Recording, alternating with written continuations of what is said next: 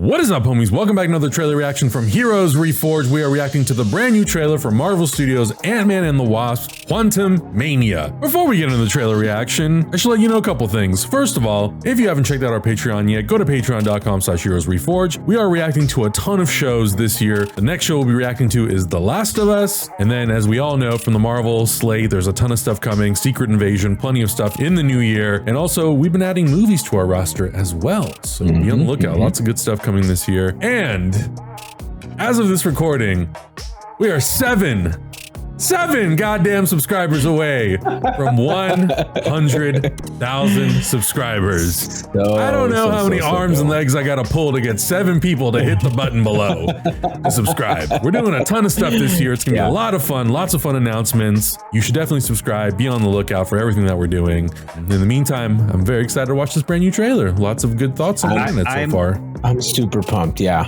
I'm so happy too that it feels very appropriate that the video that we get to say we're 7 subscribers away, or depending on where you're watching this, we have hit 100,000 subscribers on YouTube. Might be popping bottles somewhere. Is an Ant-Man trailer.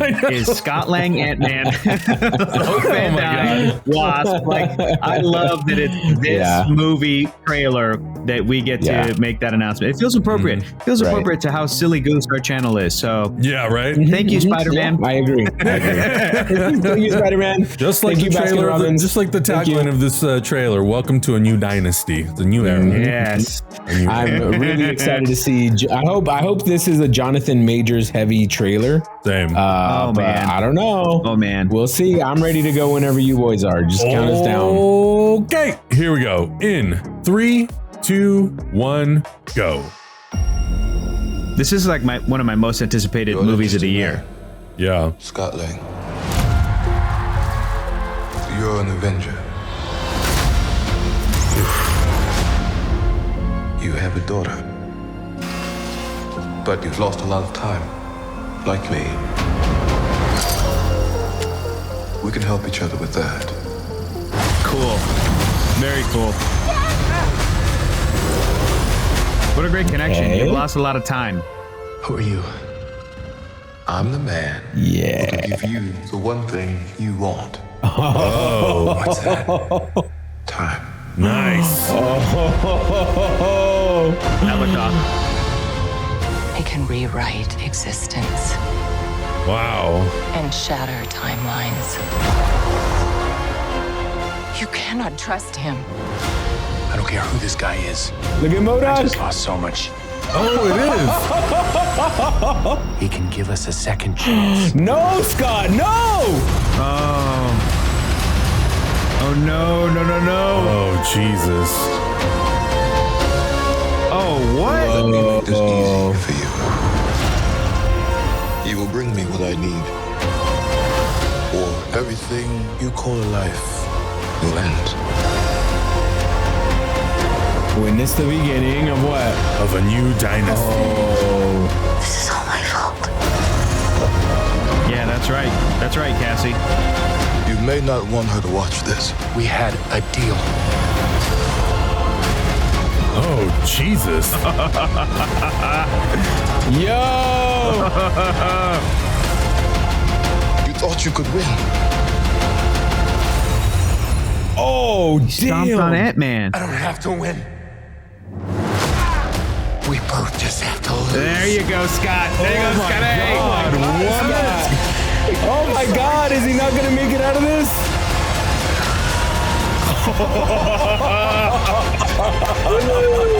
Holy moly. Wow. Oh, dude. What an exciting trailer. What an exciting trailer. Because this new era or this new dynasty, this Kang dynasty era is going to deal with things like the multiverse because it is part of that whole saga, that maybe Ant-Man by the end of the movie gets sent into another universe and kind of disappears for a few films. Maybe that's a great great theory. Yeah, I think he's gonna die. Like how is Ant-Man gonna be Kang by himself? There's a possibility. Look, this is from Jeff Loveness, and it's coming off of the heels of Loki, and both of those, this project and Loki, they've had writers that have worked on Rick and Morty. I'm kind of rewatching Rick and Morty right now. I'm like in season 2, and that show is so brilliant, and it knows how to F with multiple realities and timelines, but still balance the delivering of like an impactful story and like some kind of emotion and some kind of, whatever the story requires. But it goes so wackadoo. And yeah, dude, Augustine, there's a possibility that this Scott Lang could die, and that maybe either at the end of this movie or at the beginning of Avengers the Kang Dynasty, right? The next big Avengers team up movie, a Scott Lang variant from some other place shows up and goes, okay, this is what, all of that is possible. And I think that it could still lead to like us having Paul Rudd in these movies for a little while. I loved his use in Endgame. I think he's kind of the heart of that film. He's like the secret weapon and heart of that movie. And we didn't really get to see Hope in an Avengers movie like Wasp and Ant-Man in a proper Avengers movie. So I think that Hope, the Evangeline Lilly character, she's kind of safe from the events of this, I think, because I'm like, I think it's too tempting to want to put Wasp on the Avengers. She is one of the, in the comics, founding members. She's such a classic Avenger character. Yeah. But Scott is one of many Ant-Mans in comic book lore. And yeah, I mean, this trailer is just so, like, the fact that Kang says, you're not going to win. And he's like, I don't have to win. We just have to both lose. It's such a great Scott thing. Like, that's something Scott would say. Like, Steve Rogers would say, whatever it takes and come out on top. Like Tony Stark, like all these other characters would like, Thor would always overcome. But like Scott Lang is just this losery guy, kind of an everyman. He's a regular dude. He's just a regular dude. That's why I bring up the question, like, is this too much for him? I could also see a version of this story where like something happens. Maybe he does lose even more years or something. Yeah. To where like we don't lose Scott Lang, but maybe he gets thrown so far into the future or something, that like when like Scott comes back. Yeah. Maybe like when Scott comes back in Avengers Kang Dynasty, it's similar to Endgame where he's like, I just went through this thing. The shit is real. This is what's, because everybody's been saying that the characters in this film are going to experience Kang the Conqueror. Yeah. They are going to be the perfect characters to carry over into Avengers Kang Dynasty. And I think Hope is safe and she could be the person who does that. But I feel like how well Scott Lang was used in Endgame, it's like, keep that going, like use him as the character who like barely scrapes by, barely manages to survive and shows up and goes, no, you don't understand what the stakes are. I'm the funny guy and I'm telling you this is worse than Thanos. This is worse than the Infinity Stones, right? That's high stakes. But dude, anything could happen. Well, both of what you guys said could happen. I'm just rewatching this and I'm just super stressed out. Like, it's a really high stakes trailer, considering it's the beginning of Phase 5, and of course it's like the next part of the multiverse saga. It seems like they're really starting with something that is like setting the stage for because Phase 4, I feel like in a lot of ways was a reintroduction of sorts back into the MCU. And part of that I'm sure was by design, because after the events of Avengers Endgame, you kind of conclude a lot of character stories. So you have to kind of reestablish where we're at in the universe. Yes. Plus we had the pandemic. So that changed a lot of the slate and how where and when the stories came out. So I kind of feel like Phase 5, this like part 2 of Multiverse Saga, is now the opportunity for them to go, we are now starting the build up to Avengers Secret Wars. Exactly. So now we're just planting the seeds for all the events that are going to happen to lead to that. And Avengers Endgame was already a really big Avengers movie. However they end up doing it, Kang Dynasty and Secret Wars are likely going to be even bigger, if that's even possible. I mean, it is possible because there is a council of kings. Yeah. There's a council of kings who like are each in charge of a timeline that can each come in and just like, we just need to watch, Adam, we need to watch all together Earth's Mightiest Heroes. We've said this 1,000 times on this channel, but that does a really good, it tells Kang in a really good way where you understand what he's capable of, like what his threat and what his powers really are. I know we're not going to be able to watch it in time for this, but like, I think that's a really good, I think that's a really good. We got a couple years. Story to tell. I feel so bad for Marvel Studios because the Infinity Saga is the thing that they focused on for 10 years. And I think it paid off pretty amazingly. And for them to then pivot and go, okay, if all of reality was threatened, the next thing to raise that stakes is like, all realities are threatened. Right. One reality, what do you do? All of the realities. What are you gonna do after this? I feel like if they do 9?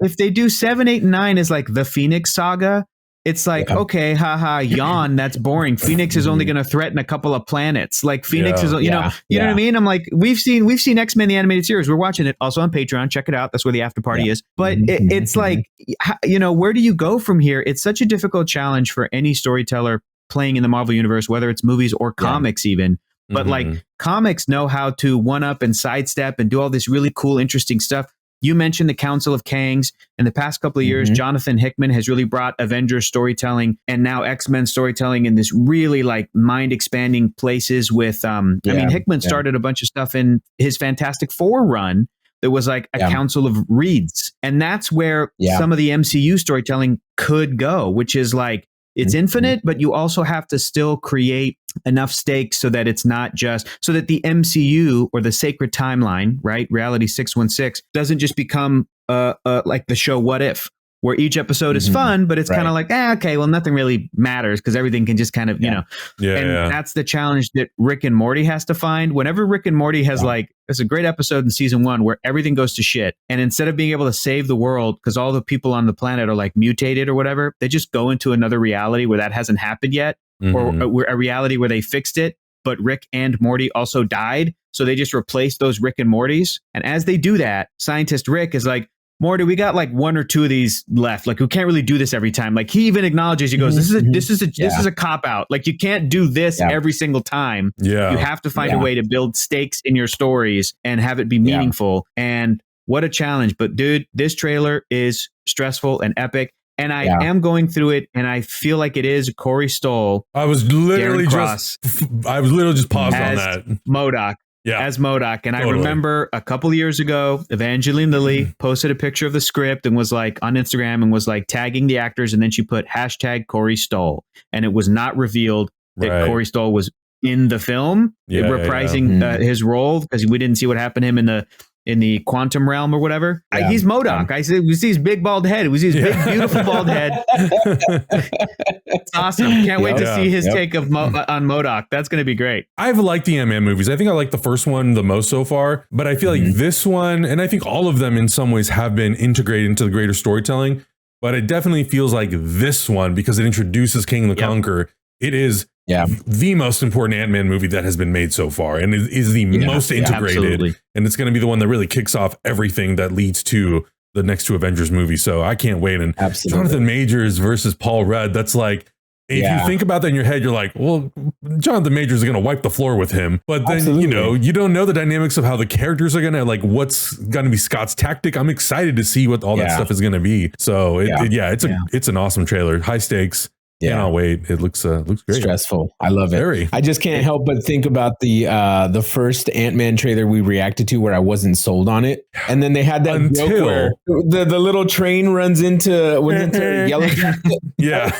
And I laughed my ass off. I am not laughing at this trailer. I am stressed out. I'm stressed, yeah. I'm worried about Scott. I'm worried about his whole family. I'm worried about Kang. I'm worried about the quantum verse. I'm worried about the whole multiverse at this point. This is crazy. Crazy. That was 8 years ago, boys. It's been a journey. We've been on a journey with these characters. 100K, baby. 100K subscribers. Oh, baby. God. Wow. For the